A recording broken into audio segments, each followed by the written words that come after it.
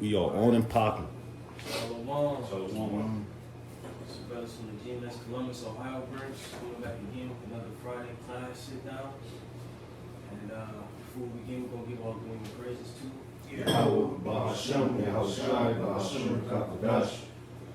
Alright, again, double honor to our beloved elders and apostles of great millstone. Shalom to those who elect. Shalom to all the occupant Christians, truth for sincerity. And like I said again, another Friday sit down. And today we're going to go into Daniel, the 11th chapter.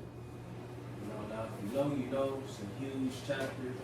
I mean, tons and tons of history, and events. Pretty much when you go into the gist of it. Did Jake look up the Assyrian Wars? Yeah, I got it. Just so we get, just a quick,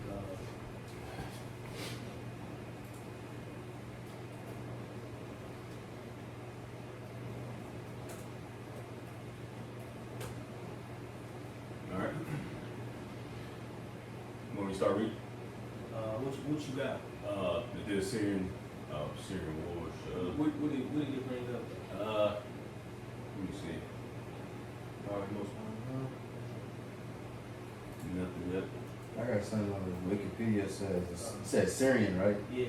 The Syrian Wars was a series of 6 wars between the Seleucid Empire Yup. and the Ptolemaic Kingdom of Egypt, successor states to Alexander the Great's empire Yup. during the 3rd and 2nd century BC over the region that is called Syria, one of the few avenues into Egypt.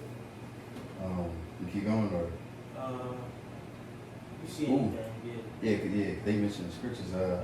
These conflicts drained the material and manpower of both parties and led their destruction and conquest by Rome and Parthia, is how I pronounce it. They are briefly mentioned in the biblical books of the Maccabees. No, right. Because ultimately when you dive into these, dive into this chapter was already fulfilled. Daniel 11th chapter, dealing with these Assyrian wars. All right, like I said, the Ptolemaic Kingdom and the Seleucid Empire. All right, but let's get Daniel 11 verse 1. And like I said, this may be a couple week class, a few week class. Still figuring out through the Spirit.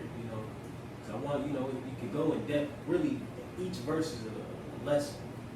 In itself.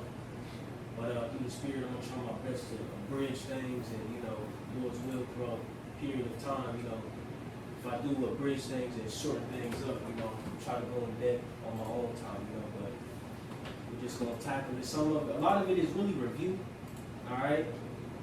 But you gotta tap into the history a little further to understand, the Syrian wars, the conflicts, so on and so forth, as we get further into the chapter. So Jay got it. So Daniel 11, at the top it says, also I, in the first year of Darius the Mede, even I stood to confirm and to strengthen him.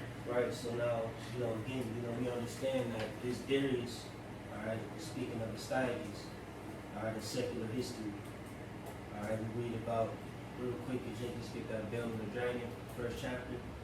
All right, and pretty much, when you deal with Astyages, okay, he was the king of the Medes, all right, firstly, all right, and then, his successor, which would be his grandson, Cyrus the Great, ultimately conquered, him, through rebellion and the Babylonian Empire as well, okay, but in that, Cyrus set him up over the province or the realm of Babylon at that time, okay? This is Bell and the Dragon, the first verse. And the king Astyages was gathered to his fathers, and Cyrus of Persia received his kingdom. Right, he received it. All right, so he pretty much inherited back what he gave. You see, you got it, bro. Verse 2. Verse 2. And real quick, Salaki, I'm trying my best to bridge it, but I just got it, bro. Just a little bit. All right. Just a little bit. Real quick, can Jake go on Wikipedia type in. Kill motherfucker. This phone's up there.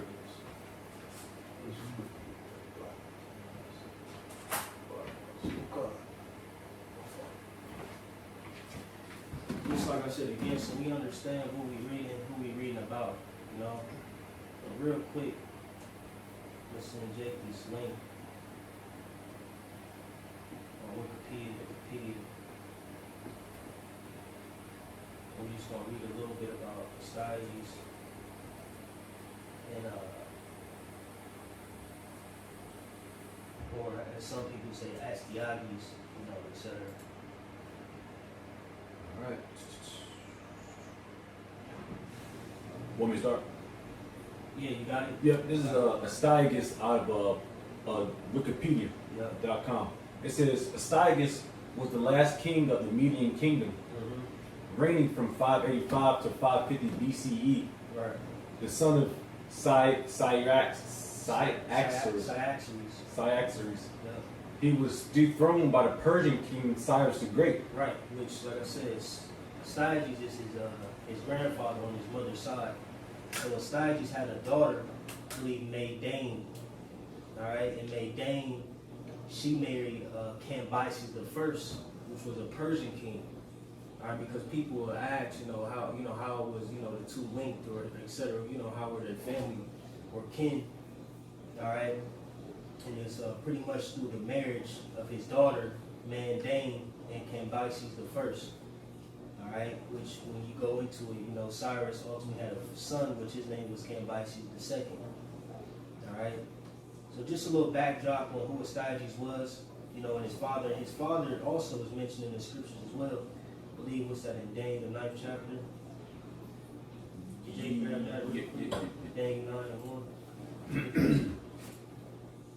This is Daniel 9:1. Yeah.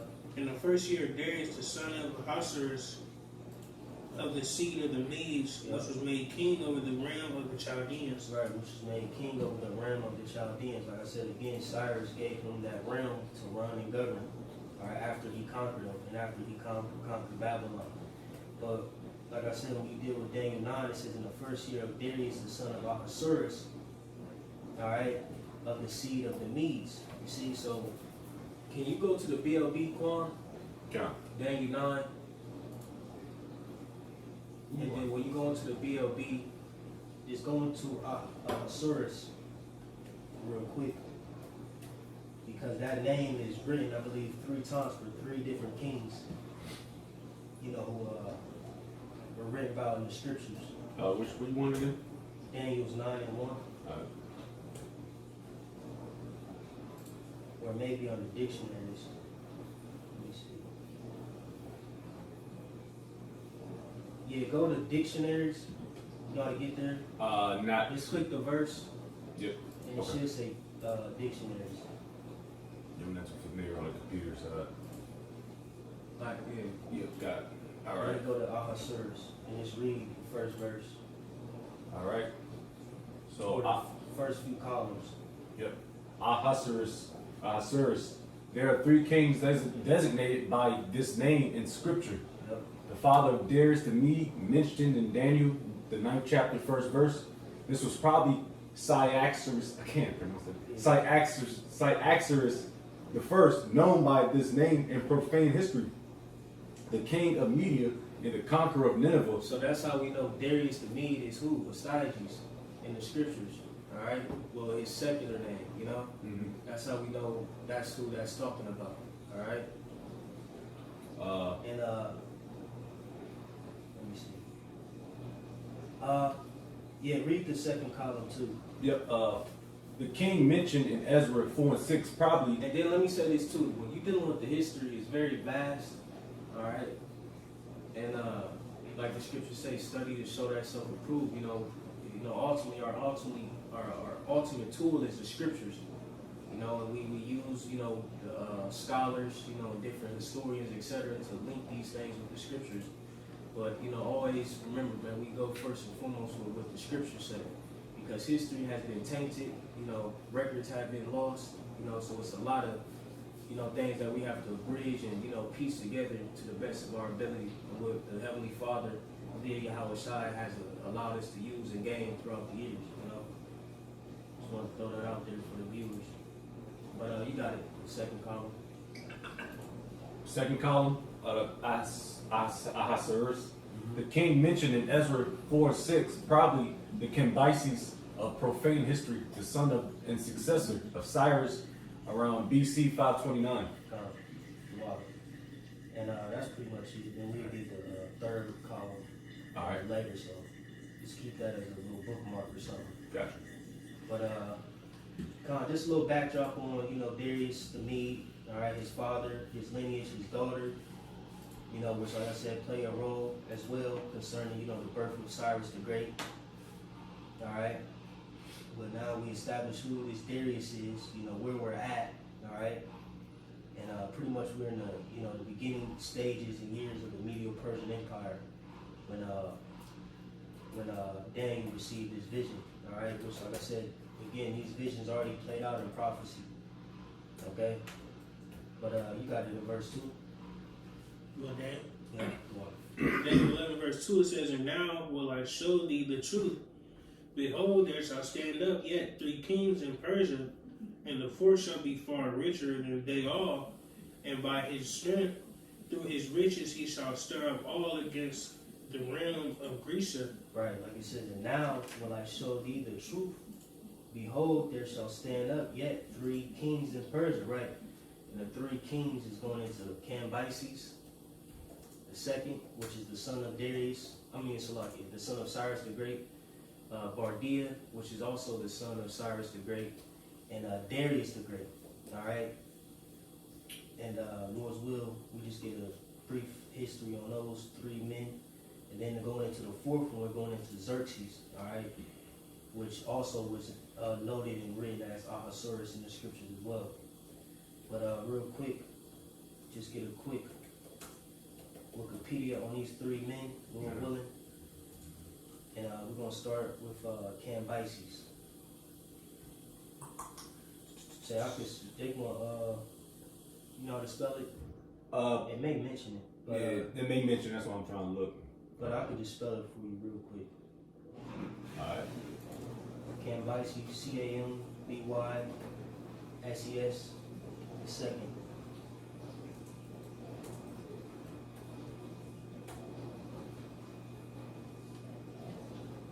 Cambyses the second. Yep.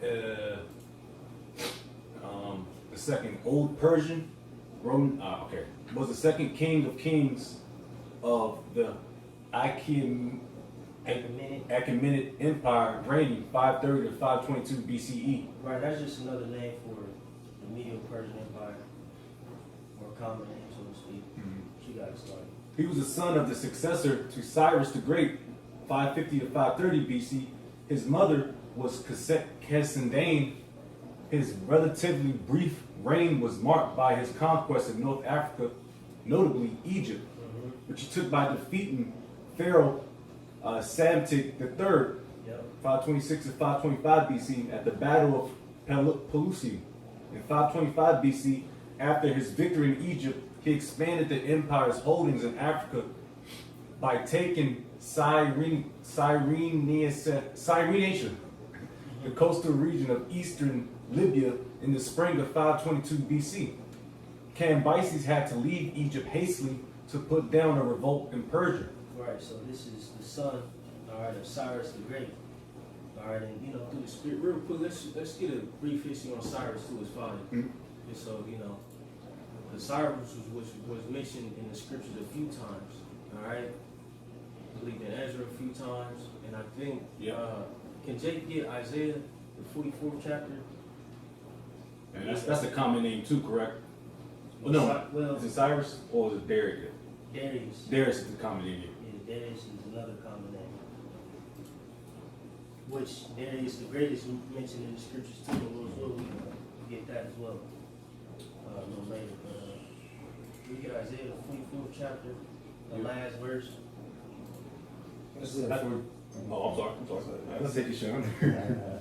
Isaiah 44, 28.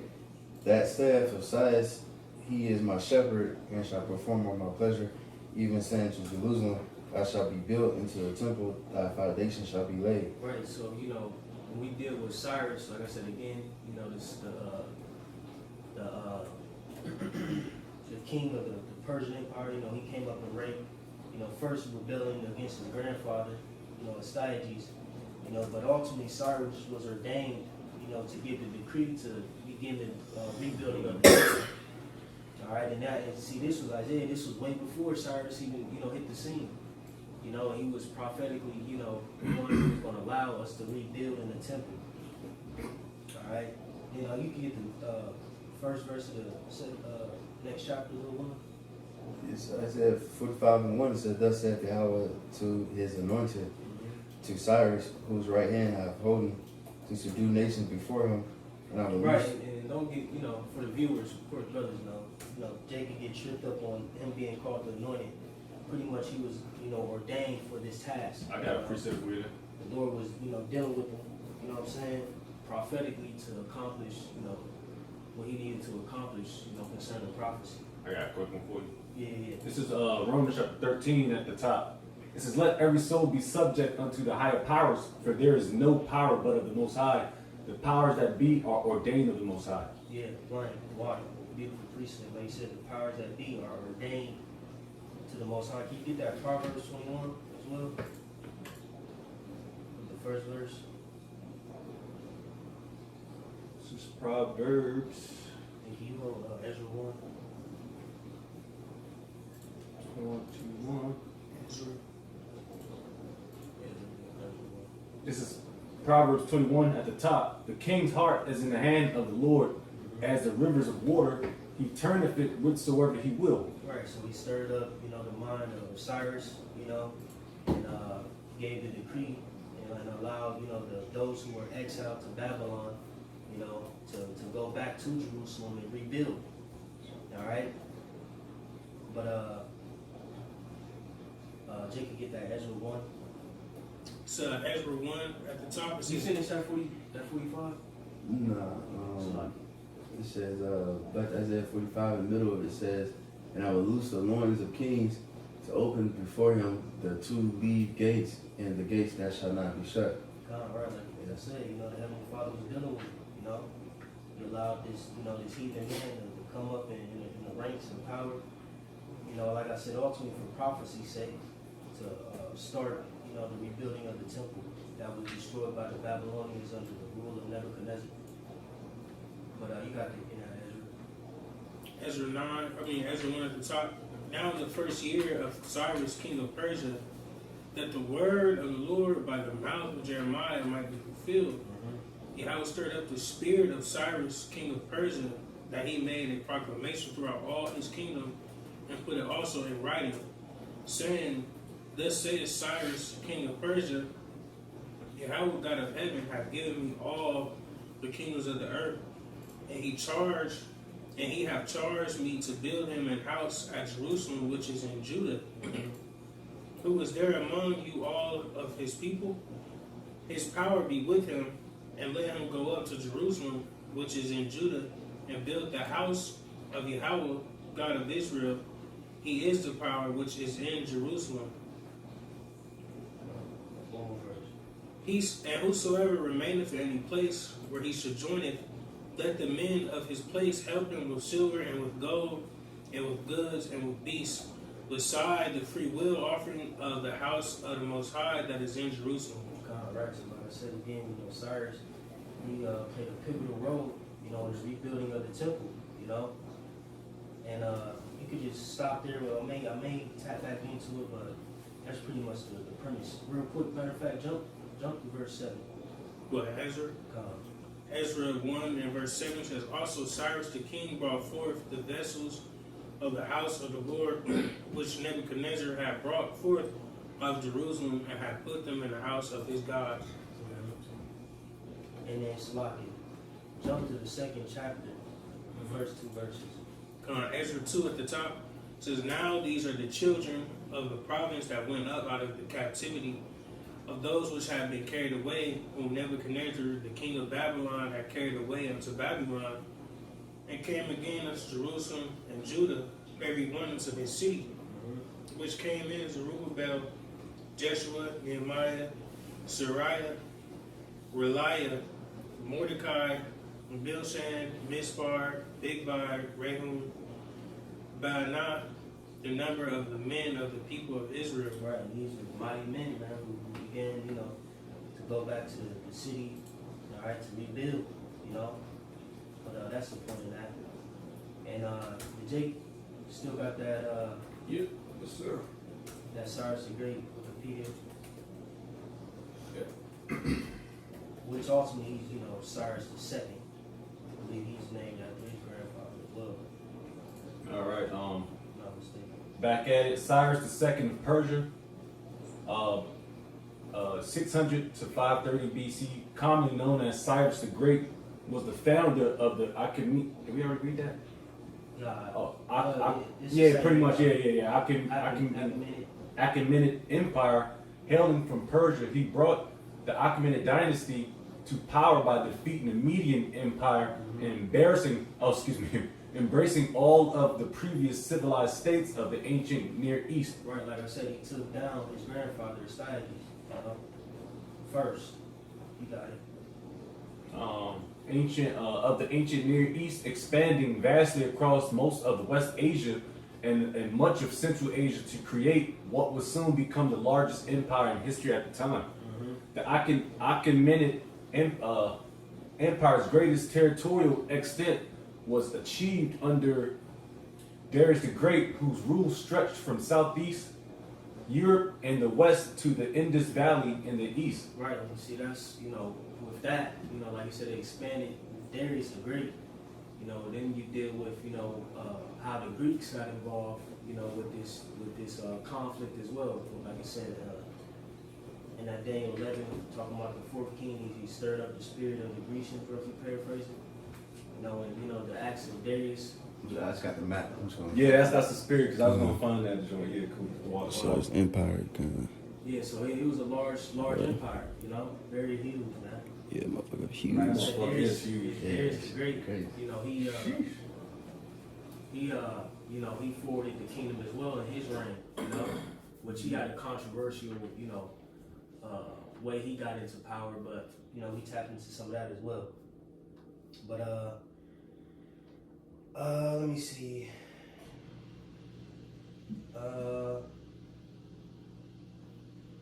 That's pretty much the point. Real quick, read the second portion. Yeah, this is after observing the Median Empire, Cyrus conquered Lydia, and eventually the Neo-Babylonian Empire granted him control of Anatolia and the Fertile Crescent. Yeah. Respectfully, there we go. Pause all right. Respectfully, he also led a major expedition into Central Asia, where his army brought into subjection every nation without exception before he allegedly died in battle with the Massagetae, a nomadic Eastern Iranian people, along the Seir Daria in December 530 BC. However, per Xenophon of Athens, Cyrus did not die fighting and had instead returned to the capital city of Pasargadae. Regardless of the date of his death, he was succeeded by his son Cambyses II, whose campaigns in the North Africa led to the conquest of Egypt, Nubia, and Cyrenaica during this short rule. Right, so now we get an understanding. We understand who Astyages is. We understand who his fathers is, Cyaxares. We understand his relation to Cyrus the Great. You know how they are all figures in the scripture. They ain't written about in secular history. Going to show you the validity of the scriptures. And now, like I said again, we tap into the first king written about in Daniel 11th chapter. All right, now we got two more in that first portion in the last one. So let's get a quick Wikipedia of his brother, Cambyses II's brother, the son of Cyrus, Bardia, which is spelled Brdiya.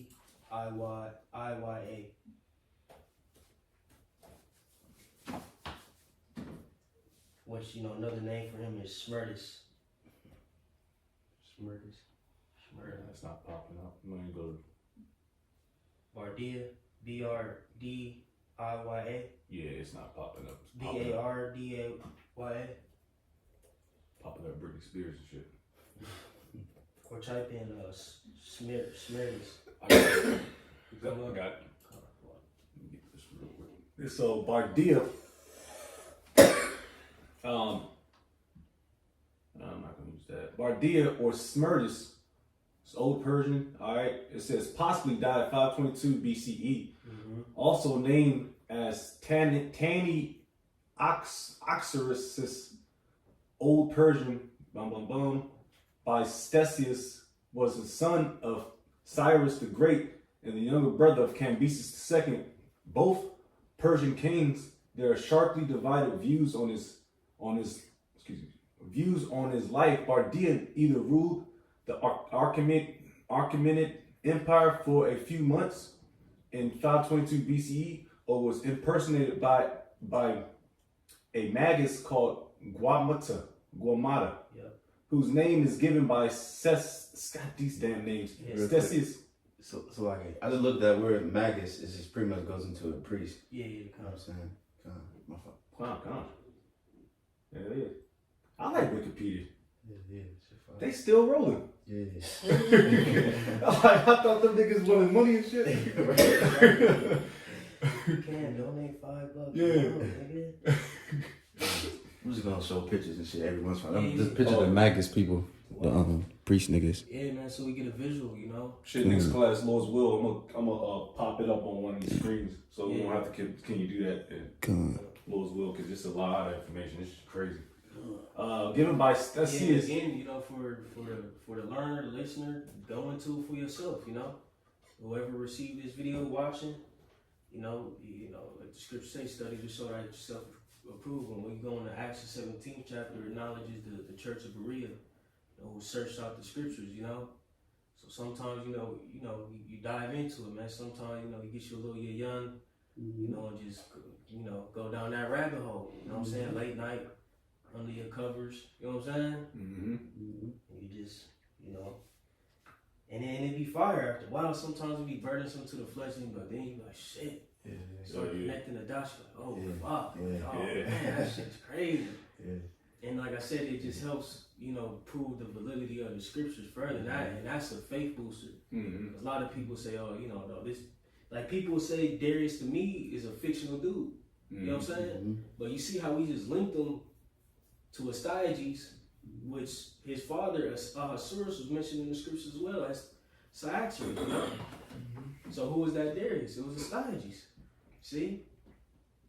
But That's why with some scriptures when they was talking about they was talking about the Messiah. It says they sought diligently seeking who this is. So brothers in the ancient world, man, they getting different scriptures, putting it together, going to that rabbit hole. Oh shit, connecting dots. right. Like just think about like how we connect Yahweh Shai to the Passover, to the scapegoat, to the temple.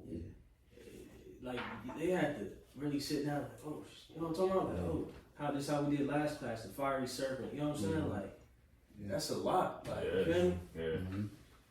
It's just never ending. Rakataya, Bashima Shah. Yeah, come on. Some brothers have got that gift, but honestly, like the bro always say, to go into this deep dive in history, which I already did a lesson on this about just focusing on prophecy, but we still gotta cross our T's and dot our I's. You know what I mean? Because you just focus on the four kingdoms, and that kind of pretty much sums it all up. And then you got the revival of the Roman Empire.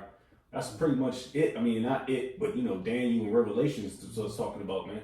Right. And it's a lot of history there. Because like to be honest, we're satiated with what we know in God, just having the faith. You know what I'm saying? So it's like, we tap into these things. I wouldn't say that are outside the scriptures, but in a different portion of the scriptures. But to be honest, Jake be satiated with just knowing the names. You know what I'm saying? And being believers. Yeah. But for edification's sake, etc. Being prophets, being teachers. It's just what we gotta do. We gotta sacrifice our time and energy, and preach to the choir, man. That's right. Priest of the church. But it's some more than that. It's like one more last portion. Yep.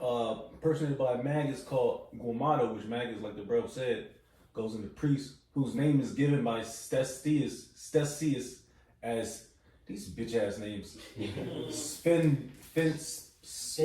Dates. The dates. I can't read the date. Ancient Greek until he was toppled by Darius the Great. Right. So Bardia, the brother of Cambyses, the second son of Cyrus. Once Cambyses died, I believe. Did we read all the way through with Cambyses? I think we didn't get to his death. I believe he died from a fleshly infection. He succumbed to, and his brother Bardia was, came up in his stead. All right. So now we got a brief history on these, these few men. All right. Like I said, the first king will be Cambyses the second. The second is Bardia. And now we can grab a brief overview of the third king, which is Darius the Great. All right. Real quick, listen, Cambyses. Yeah, like you said, he pretty much got a thigh wound and then he got sickness from that. And died 3 weeks later. That's kind. Yeah, I like this. Hey, Lil Willin, I ain't gonna lie. When I think when a brother be on the Wikipedia, I think 2 brothers should be on it. So like, one brother can read and the other one can like look up the other little small things. You know what I'm saying? Just to add points. I'm over this sweating. Yep. Alright, so I got you. Real quick, Salakia, Cambyses is written about in the scriptures as well. And real quick, Jay could get that Ezra 4. Alright, because we already know that Cyrus gave a decree to rebuild the temple. Alright, but we understand that the process of the temple wasn't completed until I believe Darius the Great.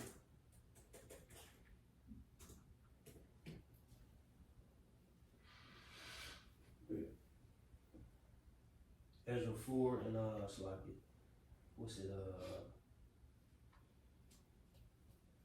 I think you could start at like 4. Yeah, 4. Ezra 4 and 4.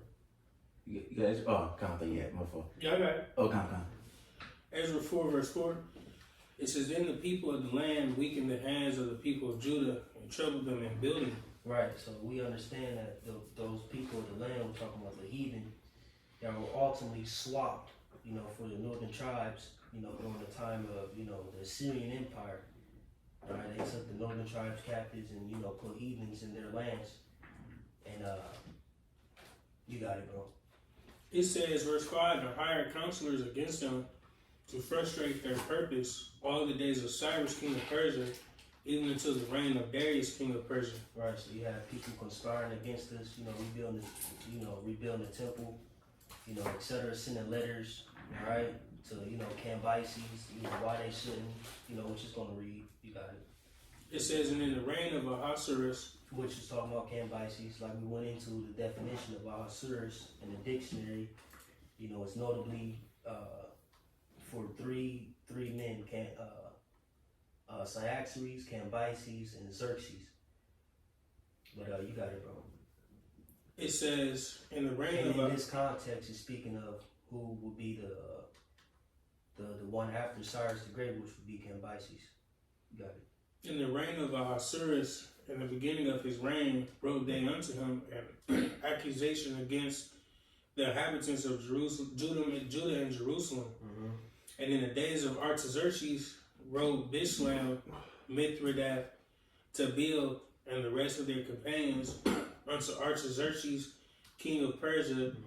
And the writing of the letter was written in the Syrian tongue and interpreted in the Syrian tongue." That's the point. Lord will can tap into some of this history as well, but I may do that in another video on my own. But cool, calm. Now we can jump into Darius the Great, Alright. the third king in 11 chapter 7 verse. This is Darius the Great. 550 to 46 BCE, commonly known as Darius the Great, was the third king of kings of the Achaemenid You see, Empire. it ties right into it. So spoke of the three kings, you know, in the Daniel 11th chapter. What you got it, bro? It says, empire reigning from 522 BCE until his death in 486 BCE. He ruled the empire at its territorial peak when it included much of West Asia, parts of the Balkans, Thrace, Macedonia, and Paeonia, and the Caucasus, most of the Black Sea's coastal regions, Central Asia, the Indus Valley, in the Far East, and portions of the North Africa and Northeast Africa, including Egypt. These niggas, bro, this shit is crazy. Think of the vastness of this empire and how, you know, it forwarded through time. Yeah. You know, these dudes, hey, it's mighty deal right here. You know what I'm saying? These damn Elamites and Japhites, you know, because, you know, the Medes stem from Japheth. You know, the Persians at that time stem from Elam, you know. But, yeah, they was getting busy. And like I said, it said when it included much of West Asia, parts of Balkans, Thrace, and Macedonia, all right, which when you deal with that, now you start to tap into how, you know, they were ruling over a portion of the Greeks, all right, because prior to, you know, the Greek Empire, you know, the Greek Empire had, you know, the Greeks at that time, the Edomites, the Macedonians, etc. You know, they just had city states. You know, so you had Macedon, you know, you had Thrace, you had Greece. Look like the Balkans as well. You know, but you had them different Greek lands, and they were just, you know, Athens, you know, so on and so forth. You know, Sparta, you know what I'm saying? You had different Greek lands, and then under, I believe, Philip, all right, Alexander the Great's father, that's when Greek, you know, or the Greek Empire, you know, stemmed forth as a conglomerate. You know what I'm saying? From Macedon. Right, because like I said, the Persians under Darius, you know, had parts of Thrace and Macedonia that they had conquered, you know, and pretty much, you know, through that, you know, they had put heavy taxation on the you know, Greeks at that time were the ones in that land, and you know that sparked a revolt. All right, but we tap into some of that with Xerxes. Can you read the second column of Kushah? Yep. Back at it, including Egypt, Eastern Libya, and coastal Sudan, Darius ascended the throne after overthrowing the Achaemenid monarch Bardia or Smerdis, who he claimed was in fact an imposter named Guamata. The new king met with rebellions throughout the empire, but quelled each of them. A major event of Darius's career, described in Greek, his historiography, was his punitive expedition against Athens and Atria for their participation in the Ionian Revolt. And can you click on that Ionian Revolt? Because Ionian, like I said, that's going to spark, you know, the conquest of Xerxes, and you read about that, or not read about it, but that's exactly what happened during the movie of 300. That's why Xerxes came and, you know, was, you know, coming against, you know, them Greeks, you know, but pretty much, you know, like I said, his father, you know, had, you know, portions, you know, of the Greeks, you know, their lands, and, you know, had taxation, etc. And, you know, he would set up tyrants of the Greeks to rule over the people. And I forget the one tyrant, it may mention them in that Ionian Revolt passage, but pretty much he I think it will. Just read that bubble shot. This is the Ionian Revolt and associated revolts. Jake getting the understanding though, like the connections and the history. Oh yeah, it's just all right. they're trying to take notes and crazy. The timeline is crazy. The Ionian Revolt and associated revolts in Aeolis, Dor, Cyprus, and Caria were military rebellions by several Greek regions of Asia Minor against Persian rule, lasting from 499 BC to 493 BC. At the heart of the rebellion was the dissatisfaction of the Greek cities of Asia Minor. So that just ties in the whole system, man. You know, the Babylonian, the Persians, Medes, the Greek, and then the Roman. because they still gotta just like how America was built, they was built little by little Yeah. with the Israelites, and then Esau came, and then that's when it started the whole thing, man. So Yeah. it ties in perfectly. Yeah, everything, rose together, Mhm. one domino after another. But you got it, bro. This is And then ultimately, this all sets up the Hellenization, of the Israelites. Yep. So all this had to happen. It says Darius organized the empire by dividing it into administrative provinces, each governed by a satrap. A satrap was a governor of the provinces of ancient Median and Persian. It tells you that in I believe Daniel the 5th chapter, verse 1, I believe. Yeah, I think so. Or 6. He organized Achaemenid coinage as a new uniform monetary system, and he made Aramaic a co-official language of the empire alongside Persian. He also put the empire in better standing by. Where you at? With Darius? I'm still with Darius. Okay, come. He says standing by improving roads, introducing standard weights and measures. Through these changes, the Achaemenid Empire became centralized and unified.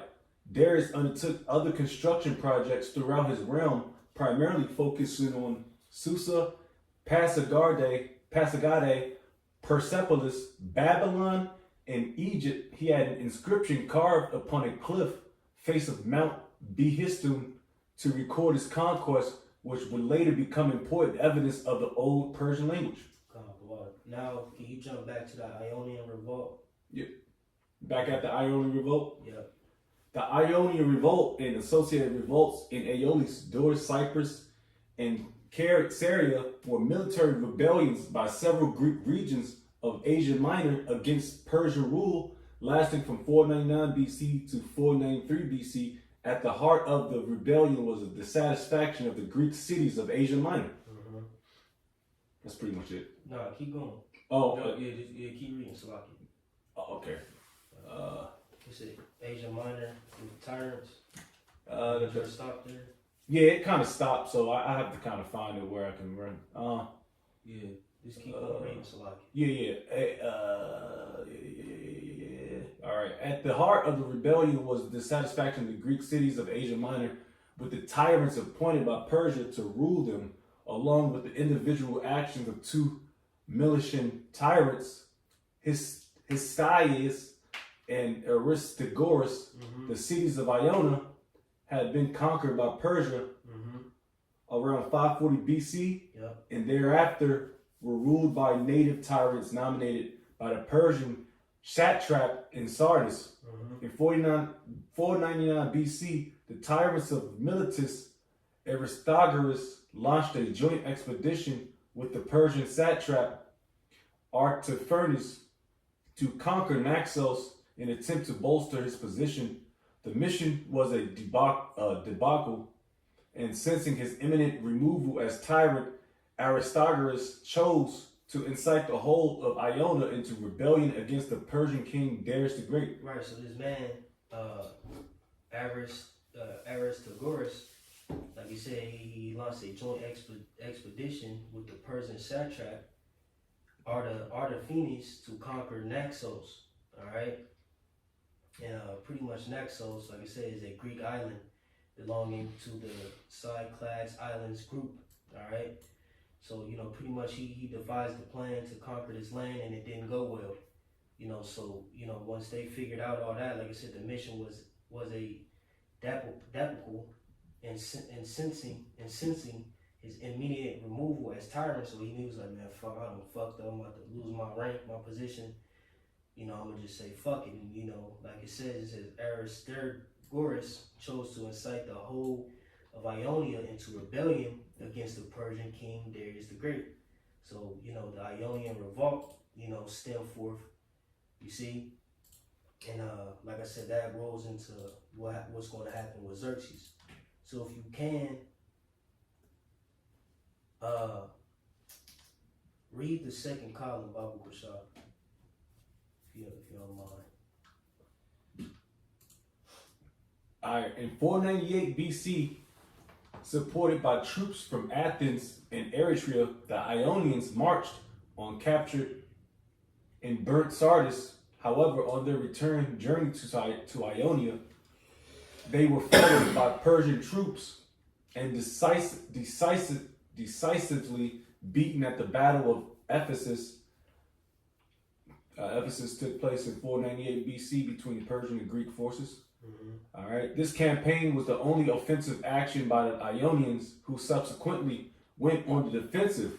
The Persians responded in 497 BC with three-pronged attack aimed at recapturing the outlying areas of the rebellion, but the spread of the revolt to Caria or Syria meant that the largest army under Darius relocated there. That's probably a misspell. Yeah, God. That's a misspell. While initially campaigning successfully in Caria, this army was annihilated in an ambush at the Battle of Pedasus. This battle had started a stalemate for the rest of 496 BC to 495 BC. Want me to keep going?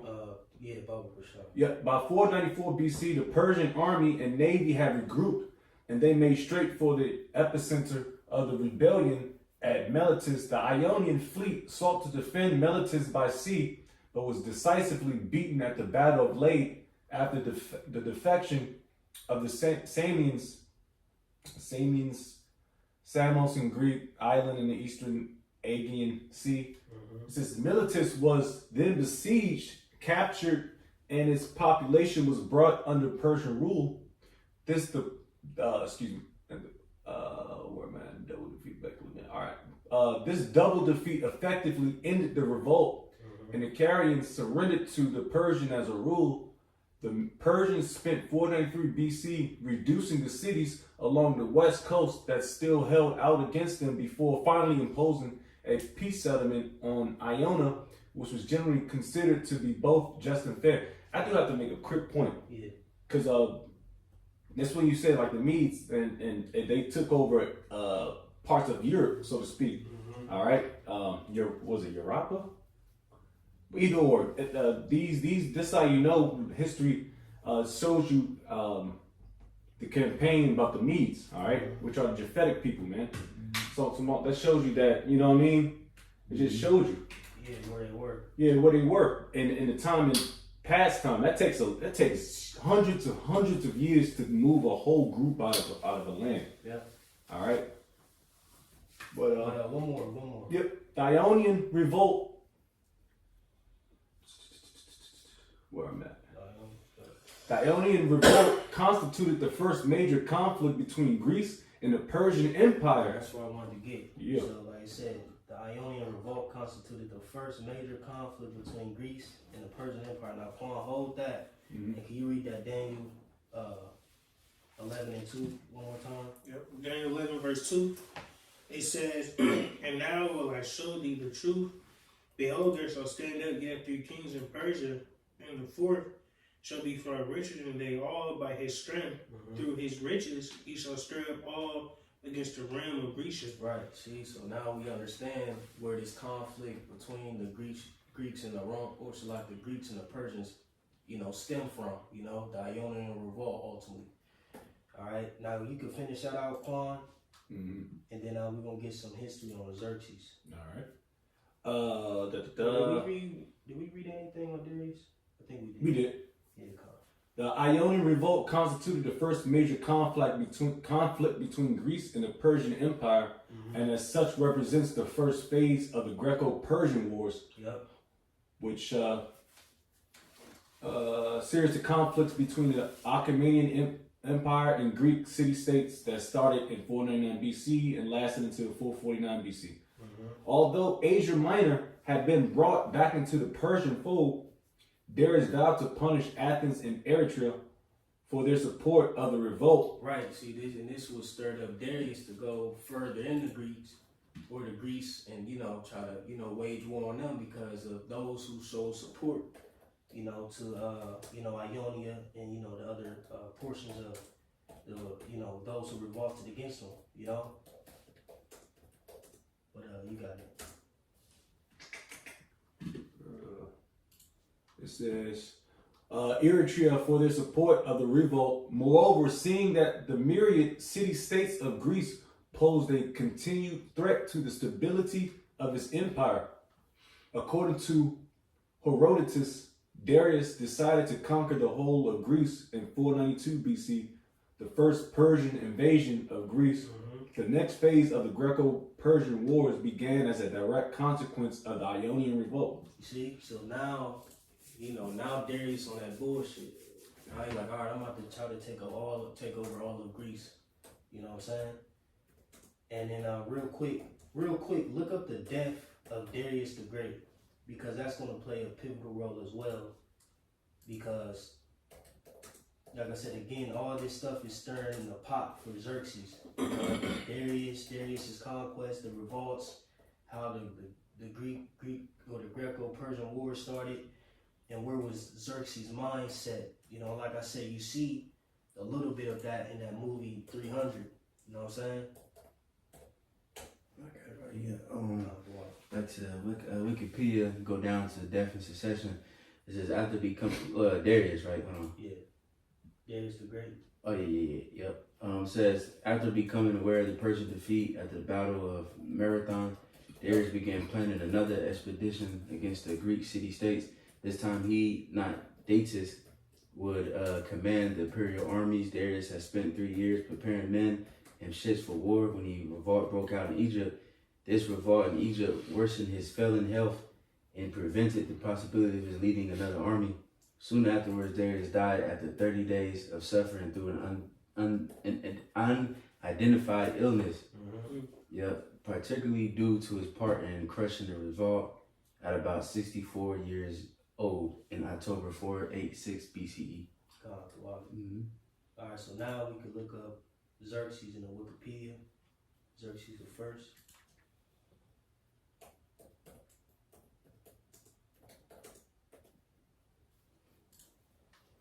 All right, this is Xerxes, 518 to 465 BC, commonly known as Xerxes the Great, was a Persian ruler. And just so you know, he ain't look like that nigga in the movie, man. Yeah. That's the spirit. I was just about to say that. Smack. I'm gonna show the picture. Smack. Yeah, bald headed and shit.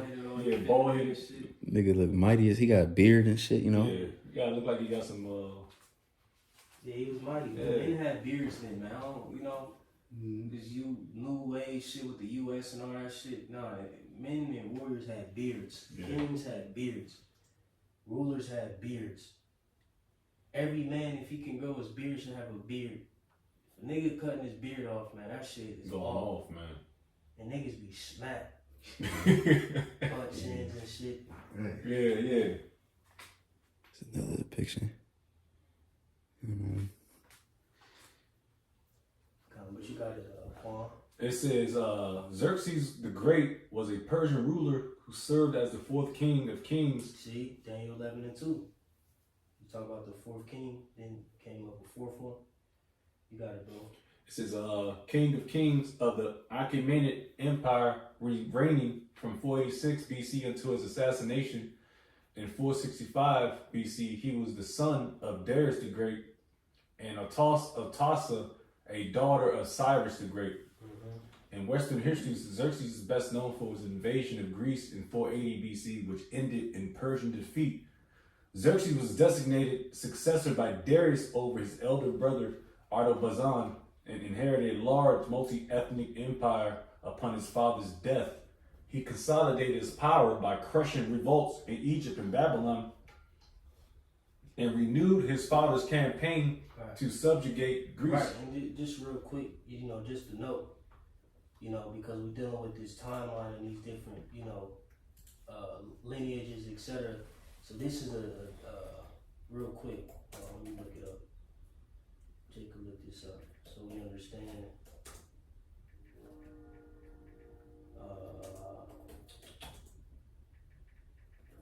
Let me see. So Jake could see, let's lock it.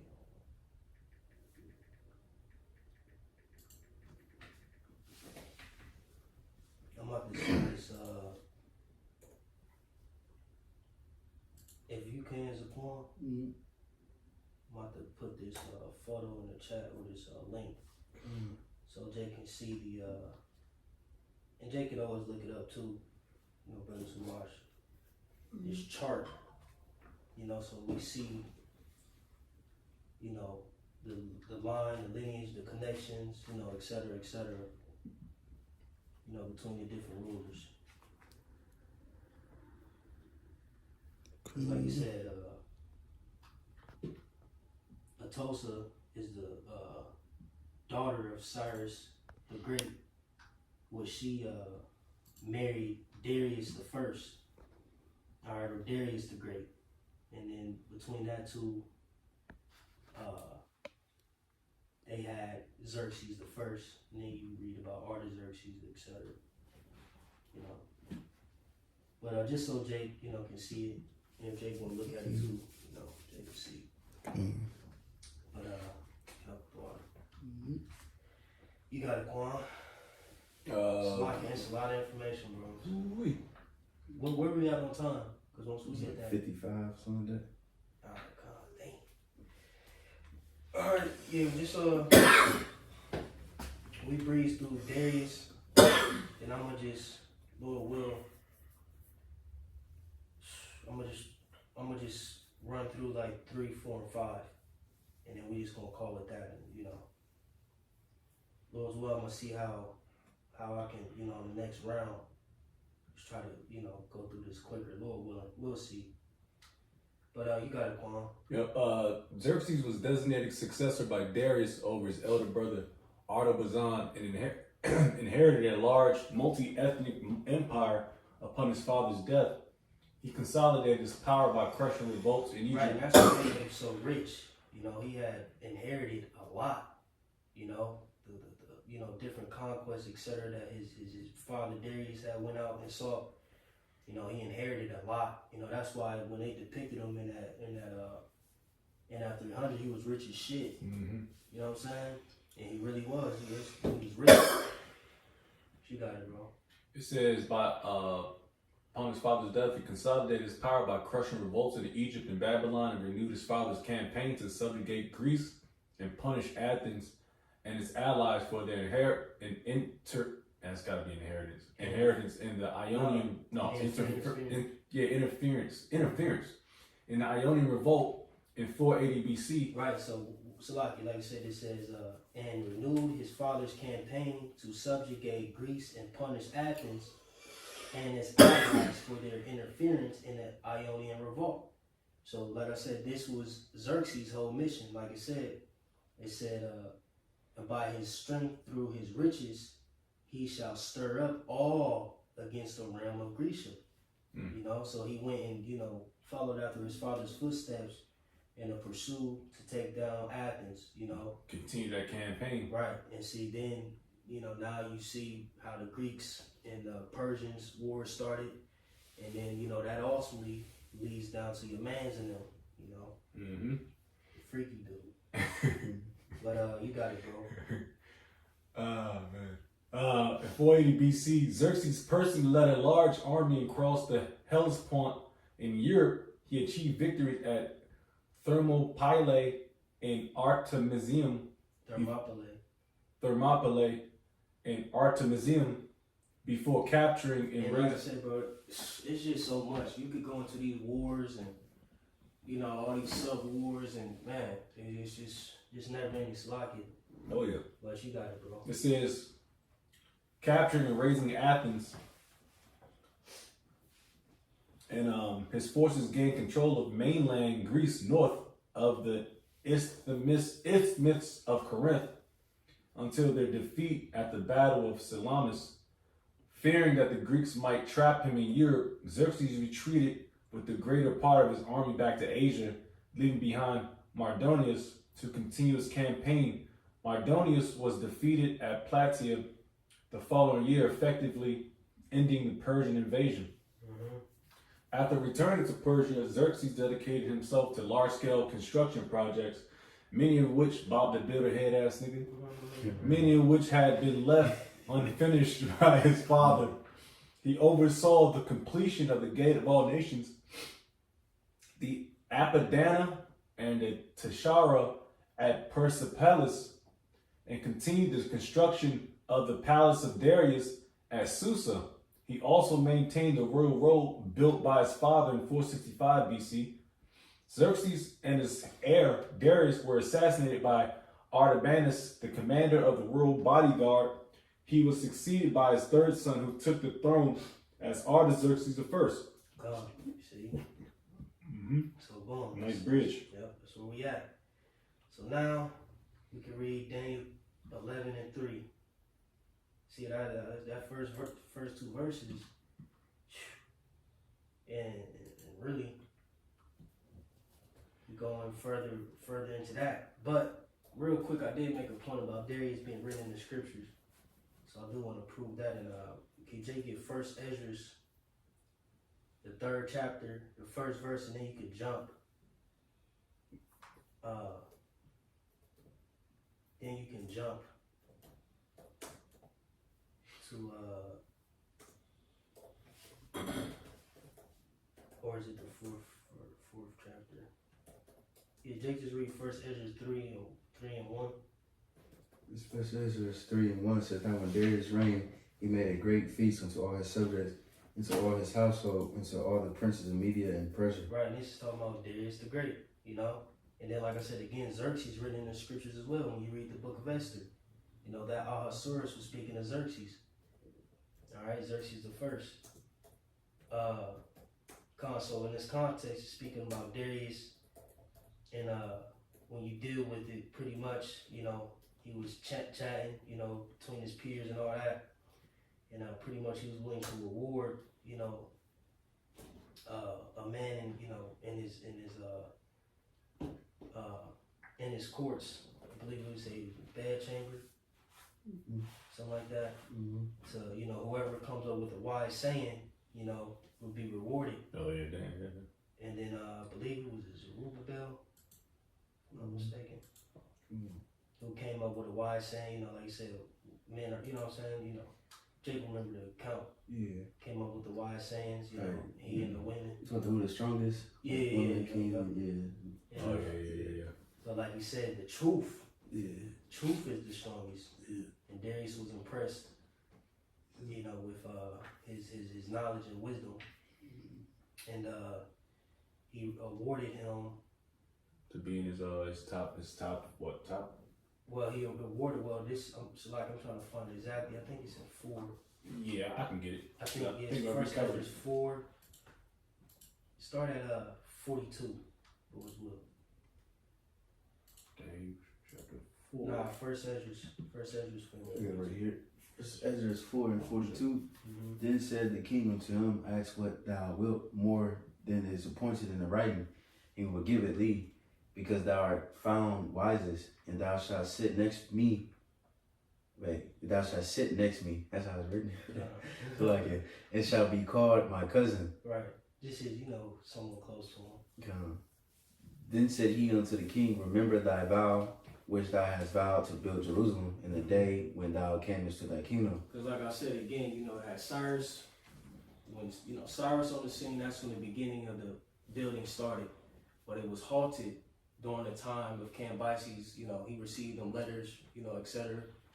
And pretty much it had stopped, you know, for a period of time until Darius the Great, you know, came into power. You know, but you got it. And it pretty much brought it back to his remembrance. And it's, you know, you got it, Jaquan. It says, "And to send away all the vessels that were taken away out of Jerusalem, for Cyrus set apart when he vowed to destroy Babylon, and to send them again thither. Thou also hast vowed to build up the temple which the Edomites burned when Judea was made desolate by the Chaldeans." It says Psalms 137. Mm-hmm. Because Esau was in the midst of, you know, us being burned. Well, the temple being burned down. You damn Edomites. It says, "And now, O Lord King, O Lord the King, this is that which I require, and which I desire thee, and this is the princely liberty proceeding from thyself. I desire therefore that thou make good thy vow, and the performance whereof with thine own mouth thou hast vowed to the King of heaven. Then Darius the king stood up and kissed him and wrote letters for him Yeah, until. like I said, you gotta think again. These dudes are rich. Mhm, This dude had money on him. You know what I'm talking about? mhm, So you know him funding it and all that. It was Nathan really. You know what I'm saying? mhm. You got it. It says Kism wrote letters for him unto the treasurers and lieutenants and captains and governors that they should safely convert all their way, both him and all those that go up with him to build Jerusalem. Mm-hmm. He wrote letters also to the lieutenants that were in Syria and Phoenix. Yeah, sorry about that, slacking. And unto them in Lebanese. Lebanus, that they should bring cedar wood from Lebanus unto Jerusalem, and that they should build the city with him. That's pretty much the point. But I just wanted to prove that real quick through the spirit. And like I said again, you know, for time's sake, you know, we tap into the book of Esther, you know, and dealing with that source and that verse, you know, Mordecai and all that is dealing with Xerxes, you know, who was the husband of Esther, you know. Which that was her heathen name, correct? Yeah, that was her Israel Yeah. name, Star, Yeah. if I'm not mistaken. Yeah. But alright, they can read Daniel 11. Let's read to it's a lot, y'all, man. You know, That's just something to have tell. mercy upon Jake. Just read 3, 4, and 5, and then you know, I just go into a brief real quick. Daniel 11, verse 3 says, "And the mighty king shall stand up, thou shalt rule with great dominion, and do according to his will. Mm-hmm. And when he shall stand up, his kingdom shall be broken, and shall be divided toward the four winds of heaven." Right now, you know, this talking about, you know, your man Alexander, you know, Alexander the Greek. Alright? You know, like you said, stand up in great power. Real quick, can we just get a quick Wikipedia on Yeah, YouTube? of course. Because like I said, you know, you had the Greco-Persian Wars. Alright? Alright, this is Alexander the Great. You guys should be familiar with this guy.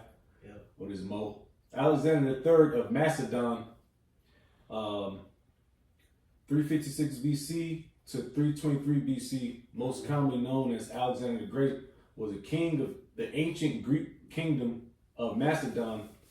He succeeded his father, Philip II, to the throne in 336 BC. Right. Read about him in First Maccabees. You ain't gotta get it. But you got it. BC at the age of 20 and spent most of his ruling years conducting a lengthy military campaign throughout Western Asia, Central Asia, parts of South Asia, and Egypt. By the age of 30, he had created one of the largest empires in history, stretching from Greece to northwestern India. He was undefeated in battle and is widely considered to be one of the history's greatest and most successful military commanders. Funny, you know. So like I said, you know, there's that mighty king, alright, that had that stood up. Alright, you get that 4th verse in Daniel 11. Daniel 11:4 says, "And when he shall stand up, and his kingdom shall be broken, and shall be divided toward the four winds of heaven, and not to his posterity." Right. If you know, he said his kingdom was broken, going into, you know, him dying early, you know, disease. And like it said, it shall be divided toward the four winds of heaven. You know, you already know the names: Ptolemy, Seleucus, Cassander, and Lysimachus. All right, and like I said, and not to his posterity, which go into his descendants. You know, he didn't have a son or, you know, of course not a daughter to inherit, you know, his kingdom, so he gave it to his contemporaries. You know, you got it. It says, "Nor according to his dominion which he ruled, for his kingdom shall be plucked up, even for others beside those. And the king of the south shall be strong, and one of his princes, and he shall be strong above him and have dominion. His dominion shall be a great dominion." Right, so, you know, dealing with the 5th verse, you know, that's pretty much tapping into, believe Ptolemy. All right, he, like I said, Oh, yeah. he, like I said, and the king of the south shall be strong, which is going into the Ptolemaic dynasty beginning. All right, which, you know, Ptolemy, he ruled in Egypt. All right. And that's, yeah. And like it said, and he shall be strong above. It says, and he shall be strong above him and have dominion. His dominion shall be a great dominion. All right. And shit, pretty much.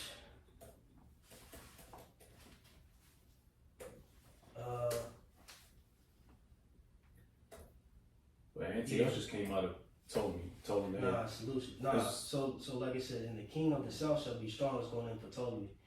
And Okay. one of his princes is going into the Seleucid dynasty. Okay. Yeah. It said one of his princes, and he shall be strong above him and have dominion. His dominion shall be a great dominion. Right? You know, then you get the Antiochus. That's yeah. Okay, so he came out of I thought he came out of Ptolemy. Nah. Okay. Seleucid. Nah. And then, like I said, even just this verse is like The Empire. You know what I'm saying? A lot. But real quick, Shit blurry.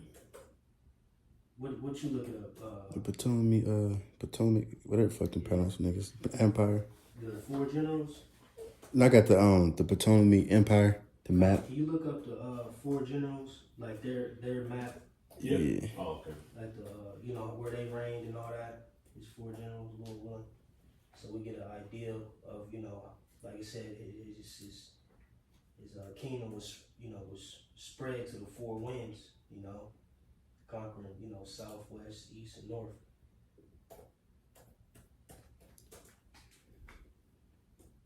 Hold on.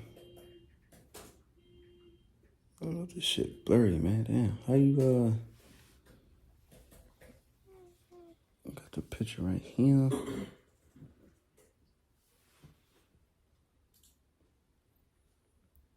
Yeah. There you go. I got one right here.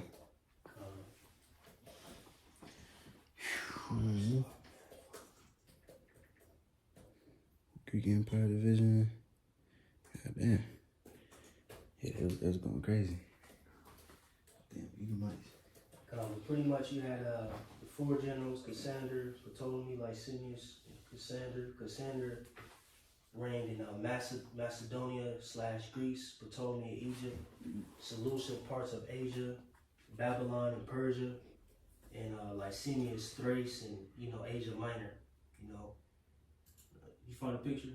Yeah. Yeah, that's right. Sure. Who's south? Ptolemy. Oh, told me. King of the South. And Seleucid. They said King of the North, right? Yeah, Oh, okay. I believe. Yeah, but Lord's will we stop there through the time, and Lord's will we'll probably continue at the 5th verse with a little bit more information, and then just move down the line, Lord willing, But Jake satisfied, Jake good. Where we at on time? It's like an hour, 11. All right, well, that's the first portion of it. That's the basis of it. The origins, so to speak. So Salakia, man, a lot of history, a lot of things to tie into, a lot of, things to bridge, and things, that ultimately you gotta establish to understand, this chapter, So with that, Lord's will, this is edifying to those who may receive it. Gonna give all glory and praises to. Yahweh, Ba'ashem, Yahushai, Ba'ashem, Kakudash. One shalom, elders and apostles, the great millstone, shalom to all who elect, and shalom to all the Akim pushing the truth with sincerity. Shalom.